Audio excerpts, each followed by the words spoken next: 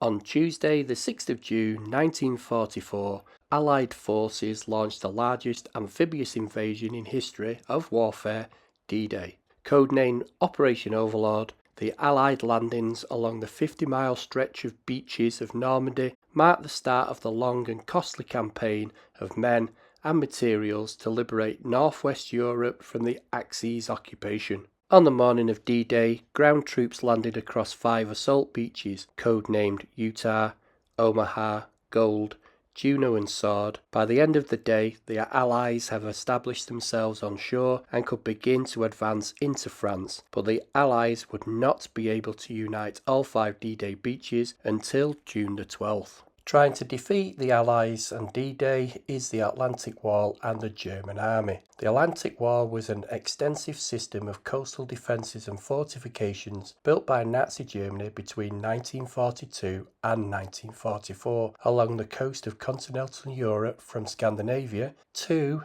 the border of Spain. Hitler ordered the construction of the fortifications in 1942 through his Führer Directive No. 40. More than 500,000 French workers were drafted to build it, along with prisoners of war and the prisoners from the concentration camps. This is Pegasus Bridge and was the first major operation of D-Day on the 6th of June 1944. Operation Dead Stick, part of Operation Tonga, began on the 5th of June 1944 at 22:56 hours, with 6 Halifax bombers taking off from their airfields in southern England, towing 6 Horsa gliders. The main objective was to capture intact the 2 road bridges in Normandy across the River Orne and the Caen Canal, which provided the only exits eastwards for the British forces from their landing on Sword Beach. Intelligence reports said both bridges were heavily defended by the Germans and wired for demolition. Once captured, the bridges had to be held at all costs against counter-attacking until the assault forces were relieved by commandos and other infantry advancing from the landing beaches. The responsibility for this operation was assigned to the members of D Company, 2nd Airborne Battalion, Oxfordshire and Buckinghamshire Light Infantry, part of the 6th Air Landing Brigade, 6th Airborne Division. The assault group comprised of a reinforced company of 6 infantry platoon and an attachment of platoon of Royal Engineers, all led by Major John Howard.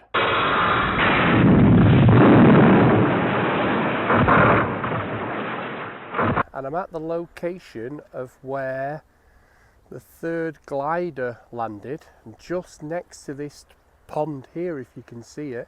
And this is where they say the first casualty of D-Day was. They said the glider broke into 2 parts and Fred Greenhouse was thrown out of the glider and knocked unconscious and was found in the pond. Now they don't know whether he died on the impact or he drowned in this little lake. So I'm at the position of the 3rd glider. Just in front of me here is the 2nd glider, and Major Howard's glider literally landed on the bridge. 5 of the 6 Ox and Bucks gliders landed as close as 50 yards from their objective at 16 minutes past midnight. The attackers poured out of their battered gliders, completely surprising the German defenders, and took the bridge within 10 minutes. They'd lost just 2 men in the proceeds, Lieutenant Den Brotheridge and Lance Corporal Fred Greenhouse. The missing glider, which was assigned for the Orne River Bridge, landed at a bridge over the river more than 7 miles off target. Most of the soldiers in this glider moved through German lines towards the village of Renville. Then they eventually rejoined the British forces. The Ox and Bucks were reinforced at 0300 hours by Lieutenant Colonel Pine Coffin's 7th Parachute Battalion, and then linked up with the beach landing forces with the arrival of Lord Lovett's commandos. Among the first of the 7th Battalion reinforcements was Lieutenant Richard Todd, a young actor who nearly 2 decades later would play Major Howard in the film The Longest Day. This is the Café Gondry. The cafe was built at the end of the 19th century, and at the time of the battle it was owned by George and Teresa Gondry, who were part of the French resistance who passed information on about the defences at the bridge. You can see the cafe in the distance on this picture of Major Howard's glider. Now just behind me now is the new Pegasus bridge, and if we look across here, just across the field, over there is the old Pegasus bridge, which is now in the museum. Now just behind me here is a replica of the Horsa glider, and just to the side of it is the original Pegasus bridge. Pegasus Bridge, originally called the Benneville Bridge after the neighbouring village, was originally constructed in 1934. In honour of the distinctive emblem of the parachute regiment, the bridge was renamed and will forever be known as the Pegasus Bridge. It was replaced in 1994 by a modern design which, like the old one, is a Bascule bridge, just like Tower Bridge over the River Thames in London.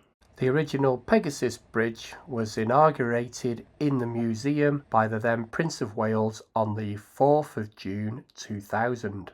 After the bridge was replaced in 1994, Pegasus Bridge was left on waste ground. The bridge was then sold to the museum for a symbolic price of just £1. The Airspeed AS-51 Horsa was a British troop-carrying glider used during the Second World War. It was developed and manufactured by Airspeed Limited, the type and the name after Horsa, the legendary 5th century conqueror of southern Britain.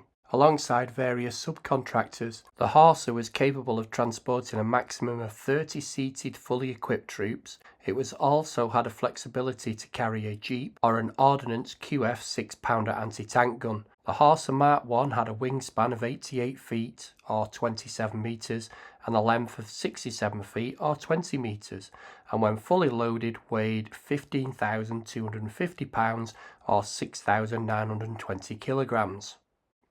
The later AS-58 Horsa featured an increased fully loaded weight of 15,750 pounds or 7,140 kilograms, along with a hinged nose section, reinforced floor and double nose wheel to support the extra weight of the vehicles.